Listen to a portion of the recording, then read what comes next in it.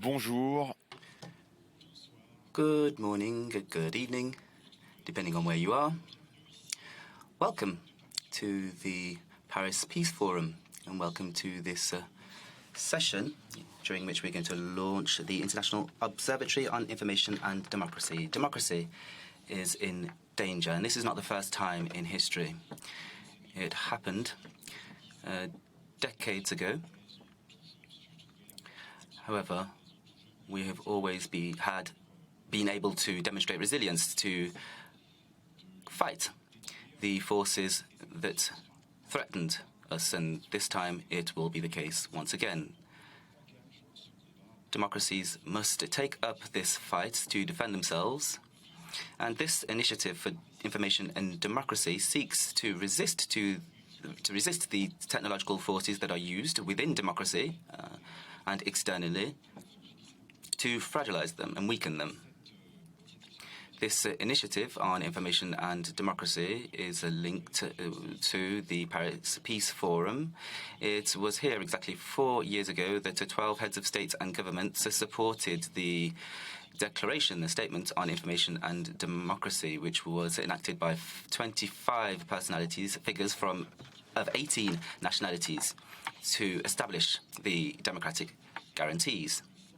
2 years ago, the Forum on Information and Democracy was created, and it's a partnership body directed by civil society. Last year, here, we also presented the work of the first working group on infodemics, 250 concrete recommendations that were proposed. And today, we are here together, along with the two co-chairs of the future Observatory on Information and Democracy, to announce the list of the first members of this observatory, but also to discuss its objectives and to launch the movement which will lead to its creation in a year's time.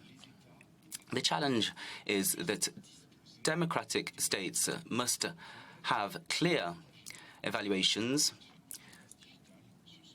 on the functioning of the digital space and its impact on democracy in order to take pertinent decisions based on the recommendations formulated by the working group of the Observatory on Information and Democracy. So today we have Mr. Angel Gurria, who is the former Mexican Foreign Affairs Minister and the former Secretary General of the OECD, was very successful in that role, in particular as it relates to the taxation of multilateral countries. He will co-chair this group with Madame Shoshana Zuboff, who is the author of a very important book, The Age of Capitalism and Surveillance. She is also a teacher at the Harvard Business School, and I'm going to give her the floor first.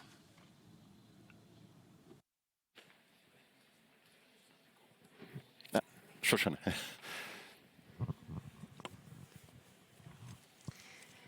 Hello, and I'm so happy to be here with you today and with my incredible colleagues on either side as we launch what I believe is a truly important institution that can make a difference in this digital century. And let me share with you some of my reasons why I think this is so important.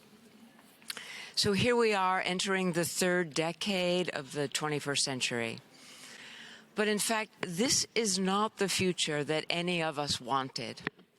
Instead of the grand democratization of knowledge, we're instead experiencing huge knowledge asymmetries, great concentrations of knowledge about people and about society in the hands of a very small number of very, very large companies. This is not the future that any of us anticipated. It's not the future that we would vote for. It's not the future that we've chosen. I'm calling this the tragedy of the uncommons, because in fact, what's happened is that we think we're in public spaces. But when we go into social media, when we go online, when we're connected with the internet in any way, we're actually walking into a space that is fully occupied, intermediated by a profit-maximizing economic institution that I have called surveillance capitalism. And as a result of its operations, unfettered by public law over the last 2 decades, I think we can now look back on the last 20 years and say that this has been a social experiment in the internet as a market project. And in fact, this social experiment has failed. In the 19th and 20th centuries, when we thought about the concentrated power of the great corporations, we thought about economic harms. But today we see that the harms of surveillance capitalism are not merely economic, they are social. They fall upon all people all the time in every aspect of everyday life, a category of humanity known as users. And that means all of us every day, all the time. And we see in this social experiment the trail of wreckage, of social harms that has been left in the wake of these last 20 years of unconstrained operations on the part of these growing companies that began as startups and grew into surveillance empires. We see the wholesale destruction of privacy. We see new forms of social inequality with the great asymmetries of information and knowledge that are sequestered in these surveillance capitalist spaces. We see that those great concentrations of knowledge also produce great power. And with targeting and the varieties of targeting mechanisms, this information is now weaponized and used back to shape our behavior, to increase their ability to extract data from us, and taking us in precisely the opposite direction that we want to go in. And we see, of course, as a result of this, the growth of disinformation, misinformation, defactualized, corrupt information, splintering our societies and weakening our democratic institutions. So the bottom line here is that we are a young information civilization that has not yet found its footing in democracy. We have marched naked into this century without the rights, the laws, and the public institutions that we need to keep us safe in a digital century, and more importantly, to strengthen and advance democratic principles, values, and the form of government that we call self-governance, democracy. The most basic questions have not been asked. How do we organize information and communication spaces in the digital age in ways that will advance and strengthen the democratic vision? We skipped these questions, and now we have to come back and answer them. To wrap up, let me say that there are 3 conditions necessary for us to move forward into a digital century that is a democratic century. These 3 conditions: first of all, citizens who are awakened, who understand, and are mobilized. That is happening right now. The second condition, lawmakers who experience a step function in their comprehension, their courage, and their willingness to act. That is also beginning to happen. And finally, transnational dialogue and collaboration. We see the seeds of this now beginning to take root. The International Observatory on Information Democracy is an institution that is necessary for us now because it will contribute to each of these conditions. It will speak to the public, educate and awaken and mobilize the public. It will be a bridge to lawmakers between our most prescient and important insights into research and policy that we will bring to lawmakers, we will translate, and we will support them in being able to feel courageous and act boldly. And finally, it will be a context, in which we will nurture and support and mobilize the transnational dialogue and collaboration, without which progress toward a democratic information civilization will be impossible.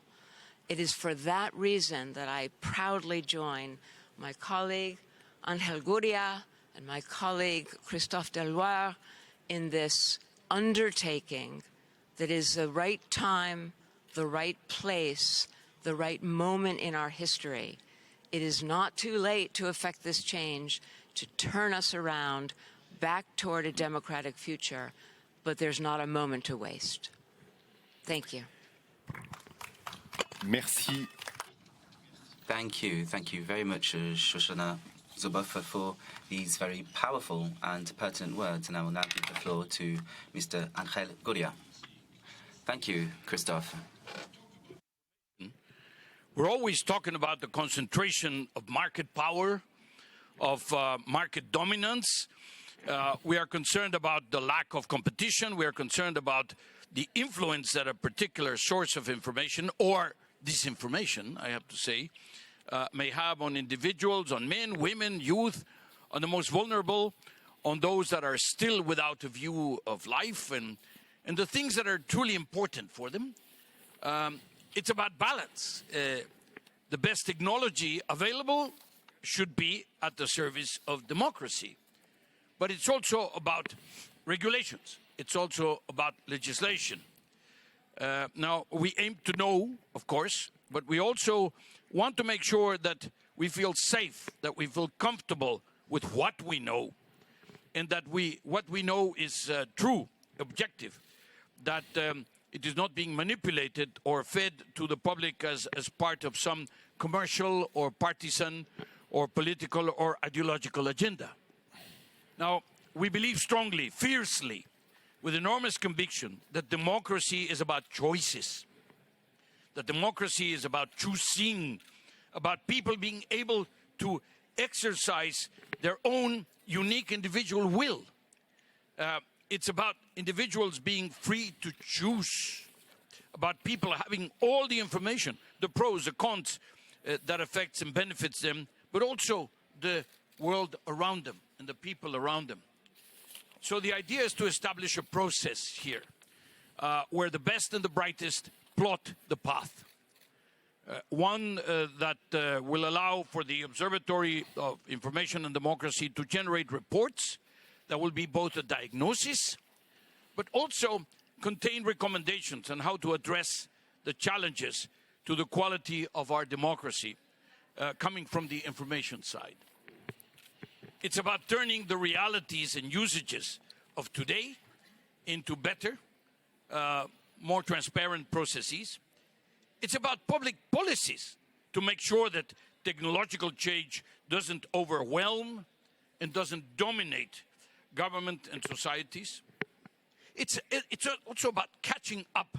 Why? Because technology is always making progress, whereas governments work in spurts, and they're always kind of behind the ball in a way. Regulators are typically behind the ball, and this is a very obvious case. It's about setting rules for platforms, for governments, for society at large, about what information they receive, how they should receive it, and how it should be presented, and how to enforce those rules, and also how to sanction those that don't abide by the rules. It's about the crucial question of who owns the information and how to use it. It's about understanding how artificial intelligence is used, and the ethical and the red lines that have to be, that should not be crossed. And here UNESCO is working. Gabriela, welcome, and thank you for joining us. Now, technology provides us today with more information than we can deal with in several lifetimes. But we must ensure that it becomes a source of freedom, a true, legitimate source of trust, an element which will strengthen democracy. Now, the things we know today, and mostly the results of the things we don't know, keep us in a state of permanent awe, of admiration, but also of fear, of the unknown. It's too big out there, you know, Big Brother is watching. And we're only at the start, as was suggested by Shoshana. It's a young case. It's a, you know, we started with 20, or only 20 years old. You know, normally a 20-year-old is a youngster. So we're already late, however, in terms of defining the responsibilities and duties of companies, of governments, and of individuals. Now, 43 countries support. They're welcome. More should come.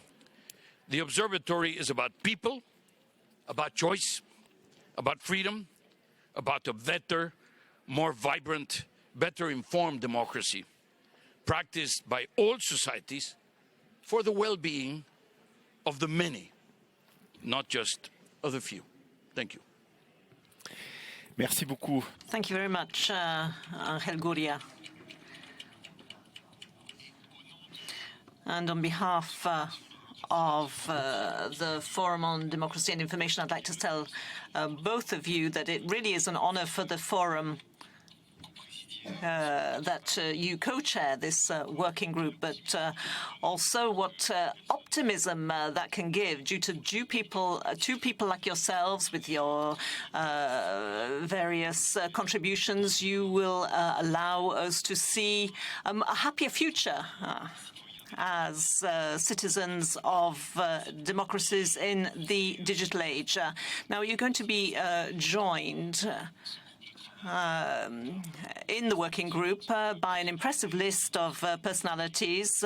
We are going to announce the first members of that list. Virgilio Almeida, teacher in computer science in Brazil. Gilles Benfimier, who is the founder of BlackBerry company, but also founded an institute in Canada, the Center for International Governance Innovation. Jean-Marie Guénaud, who's a former Deputy Secretary General of the UN, Elza Pilichowski, who's the Director of Public Governance at the OECD, Miguel Porres Maduro, who is the President of EDMO, European Digital Media Observatory, Maria Ressa, and I'll go back to her in a moment, General Director of Rappler in the Philippines. It's an investigation site, Buran Somes. He is the chair of PEN International. And finally, Gabriela Rames, who is here in the first row and who I'd like to greet. She is the Assistant Secretary at UNESCO for Human Sciences. And let me go back to Maria Ressa, who will be speaking by video.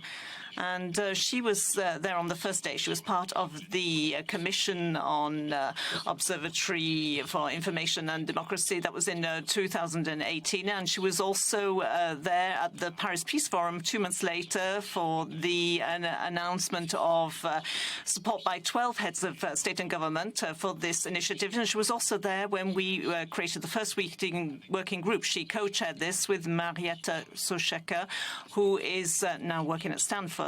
And both of them, with the working group, have made 250 recommendations. So Marie de Casa is also she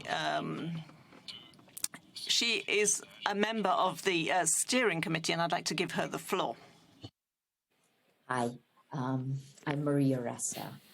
The last time a journalist won the Nobel Prize, the Peace Prize, was in 1936, and he languished in a Nazi concentration camp.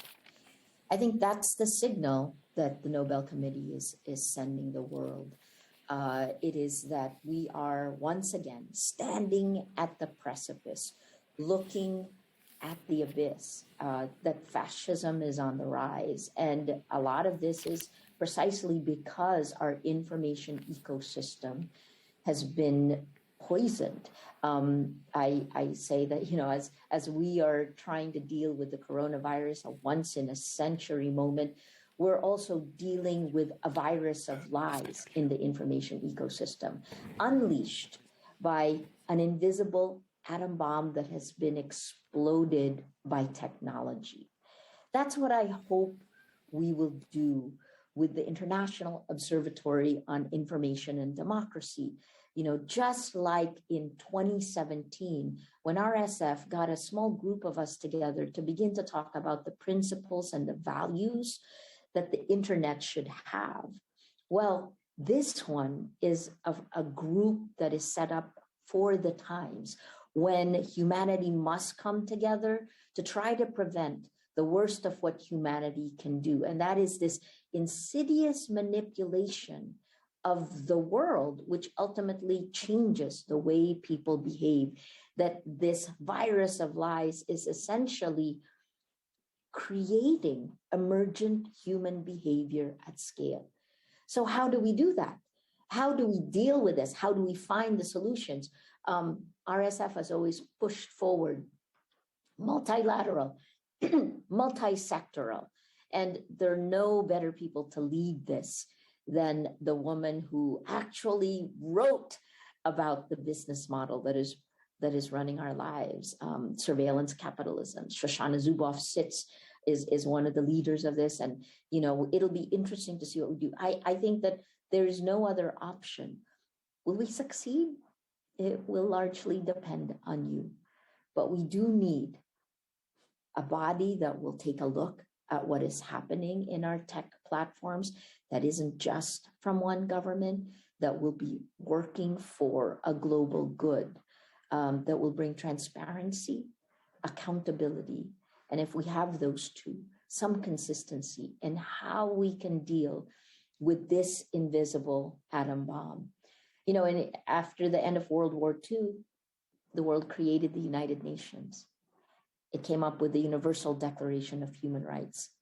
The challenge for us today is, how do we do that today, given the invisible atom bomb that's exploded in our information ecosystem? Please join us.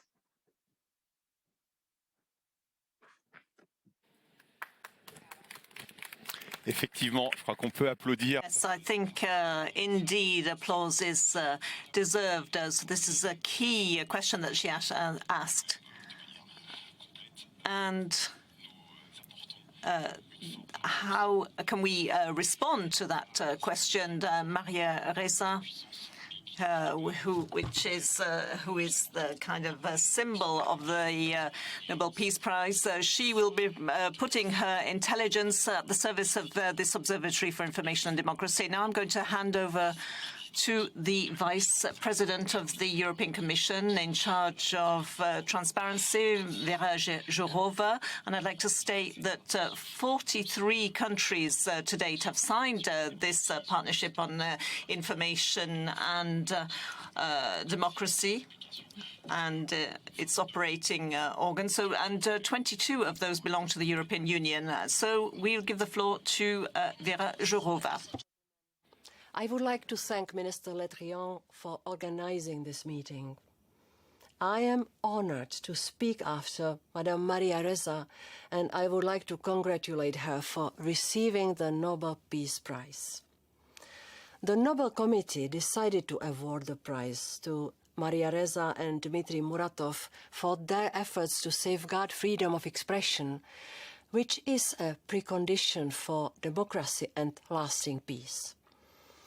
This underlines the importance of protecting freedom of expression, information and democracy today more than ever. In this context, the Information and Democracy Forum and the newly created observatory play a key role. We need to develop a common understanding of the issues at stake. Disinformation is a dynamic process, constantly evolving. It is also a slow process, injecting poison into our democratic information space, abusing our democracy where it hurts most, by attacking our sacred freedom of speech. Our policy response needs to be based on a thorough scientific analysis. It should be based on close cooperation between all stakeholders. This is what we have initiated at EU level with the European Digital Media Observatory. And this is what we are doing now at international level with the new International Observatory on Information and Democracy. The recommendations of the Working Group on Infodemics of the Information and Democracy Forum were an important contribution to our European Democracy Action Plan. I would like to thank again all those who worked on them. I am sure that the work on the new observatory will further contribute to our action, and I would like to thank and encourage all those involved in this work. I wish you fruitful discussions. We, of course, thank the Vice President of the European Commission for her kind words and encouragements. We have questions from the public, which is attending this panel remotely, and there are a large number of people.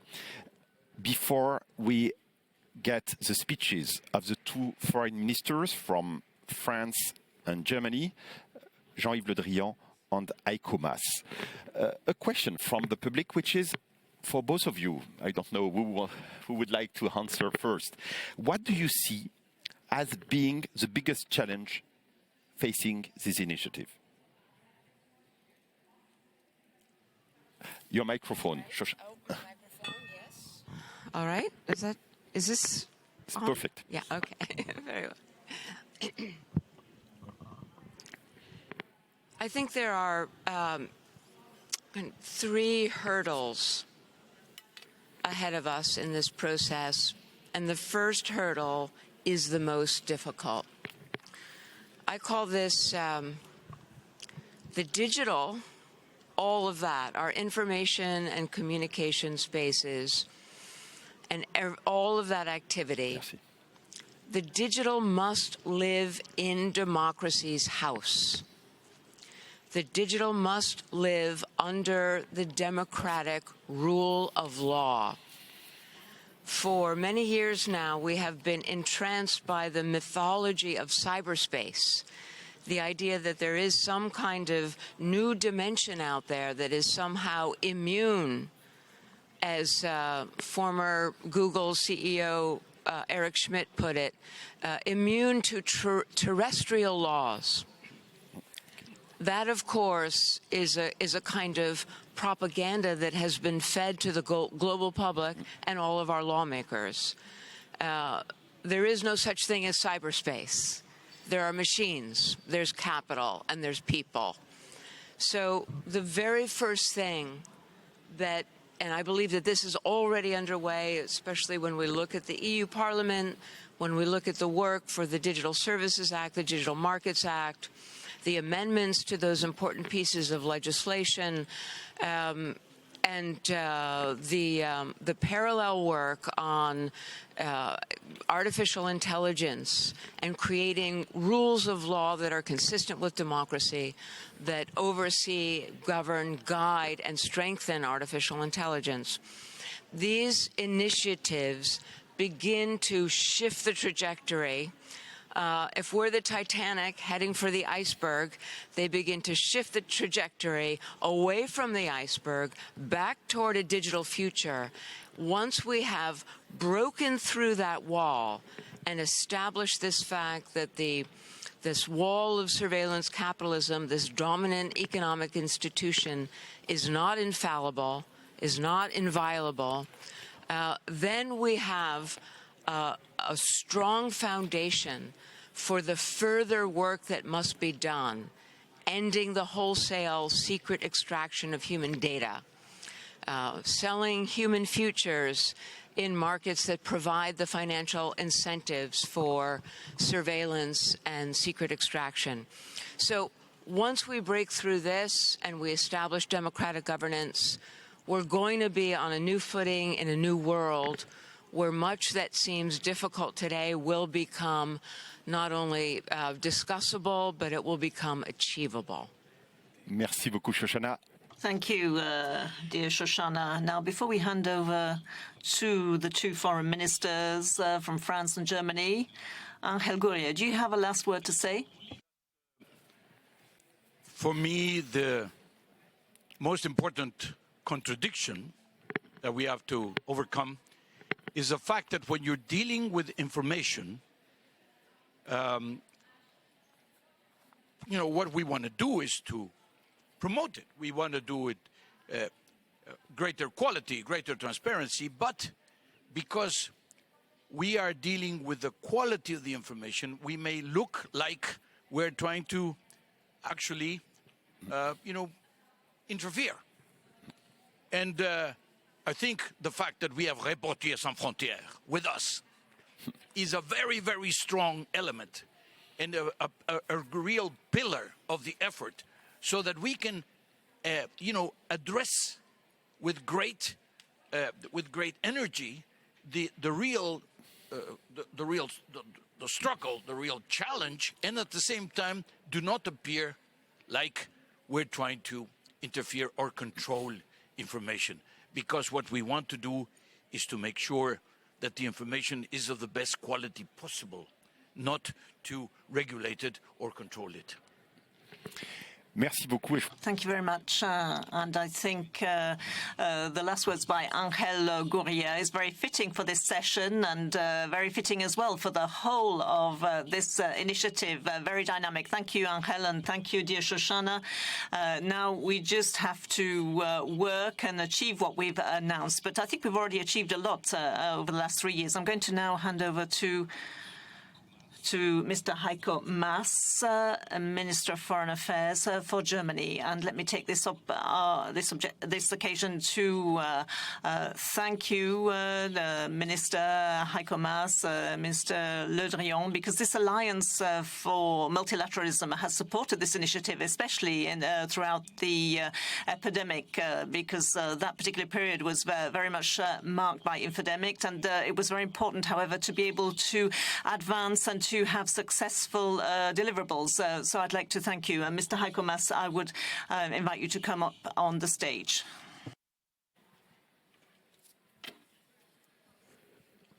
Merci beaucoup. Thank you very much. Jean-Yves. Dear friends, democracy needs transparent and fact-based information all over the world. It enables people to act as responsible citizens in free societies. And it is the fuel that the engine of democracy runs on. In contrast, the manipulation of information threatens democracy. It can polarize societies, disrupt elections, and trigger false beliefs regarding global challenges such as climate change and COVID-19. In the pandemic, we are seeing how rumors and lies are slowing down vaccination campaigns with deadly consequences. So that is why our meeting today is timely, and I would like to thank our French partners for convening it. I'm delighted to hear about the progress you are making towards establishing the International Observatory on Information and Democracy. The observatory suggests 3 approaches to strengthening fact-based information and democracy. And that is exactly what we need. First, no democratic public sphere can work without free media and independent journalism. But in too many places, critical journalists are being harassed, attacked, or put in prison. And therefore, Germany is part of initiatives such as the Media Freedom Coalition. And this initiative helps media professionals to defend themselves against political pressure. Second, we need better regulation to combat hate speech, disinformation, and manipulation. In recent years, many events and revelations, for example, on how social networks contribute to the creation of dangerous echo chambers, have underlined this need. And many digital companies are today asking for it. In Germany, we have pioneered careful legislation to address the manipulation of information and hate speech online. And in the European Union, we now aim to establish clear legal frameworks for social media platforms with the Digital Service Act. And third, we must foster citizens' media education to enable them to navigate the digital world. In this field, Germany is cooperating with its partners in the European Union Rapid Alert System and the G7 Rapid Response Mechanism. And we are maintaining close ties with civil society and the scientific community to track emerging challenges. Deepfakes are just one example.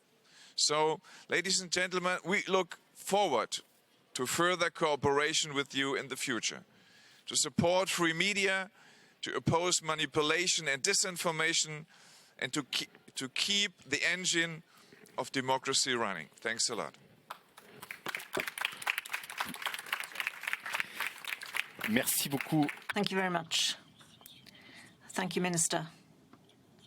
Now the conclusion will be given by Minister Jean-Yves Le Drian. I'd like to thank him for his leadership and for the leadership of France over time, a commitment which has been very strong, and his personal commitment as well. This initiative wouldn't be what it is today, and this partnership wouldn't be so intense and so strong. You have, on the 24th of September in New York, you organized the first summit on democracy and information. This was a key moment, but this is just the beginning, because on this occasion you said that there would be annual summits, and so now we are engaged in a long-term process with key dates, with specific actions. So it really is about the concrete things. So it's over to you. You have the floor.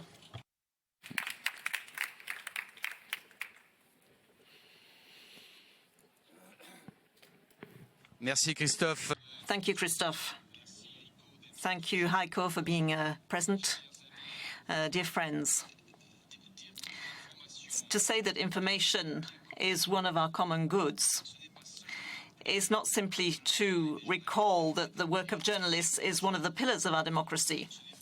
It's not simply to remind us of the structural challenges which face the reliability of information today, which is all too often incomplete by the combined effects of irresponsible attitudes of some digital platforms and also aggressive behavior of some countries, which are clearly seeking to exploit these divisions in order to undermine everywhere the very possibility of public debate.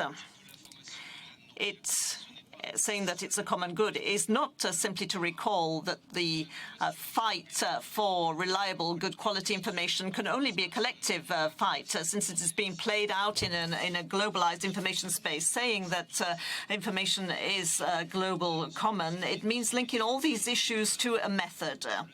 The new multilateralism of the common goods, which allows us to tackle the major crises of our era. Now, this method is what we have implemented, the mobilization of all stakeholders able to make a real difference together, not only states and international organizations, which naturally bear a huge responsibility for advancing this issue, but also the driving forces of civil society and the private sector. This method is also about use of expertise to clearly identify the problems, to assess the risks, and also to devise solutions, in short, so that the right decisions may be made at the right time.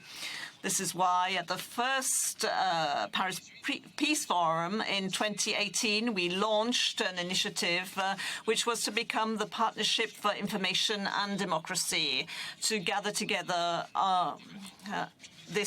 around the Alliance for Multilateralism together. So we have 43 members today, and those are members of the Forum for Information Democracy. We held our first summit in New York last September, and we decided to do this on a regular basis. We started to discuss the very excellent proposal for an International Observatory on Information and Democracy. And it is a question, if you'll allow me a rather difficult comparison, but I think it's very meaningful nevertheless. It's about setting up an IPCC of information. And we are very committed to the setting up of this observatory because we truly need it. And we need it for two reasons. First, to objectively understand what the state of our information space is. This means analyzing the structural failures of the global information space. I'm referring in particular to the way in which some social networks and their algorithms operate. Today, they have extreme power over the circulation of information. It also means alerting us to the risks of this information space. I'm referring to the infodemics and the threats of manipulation of information for interference and destabilization by powers determined to weaken our model by turning the weapons of democracy against democracy. I'm also referring in terms of the diagnosis that we need to update on a constant basis. I'm also referring to the major challenge of the independence of the media. But we also need the observatory in order to have a tool which will allow us to make political decisions, to allow us to handle the root causes of our problems, and also to have the right reflexes which will allow us to defend our liberties and principles in the digital era. Analyzing, alerting, recommending, to better encourage the public powers to decide and take their responsibilities. Those are the objectives of this observatory, and I think they are very necessary. Now, as you will have seen, this project is already well underway due to the efforts of Angel Gurria and Shoshana Zuboff, and I'd like to thank them for having accepted to co-chair the prefiguration group. And thank you for being here. Thank you for this collective fight so that we can achieve these results.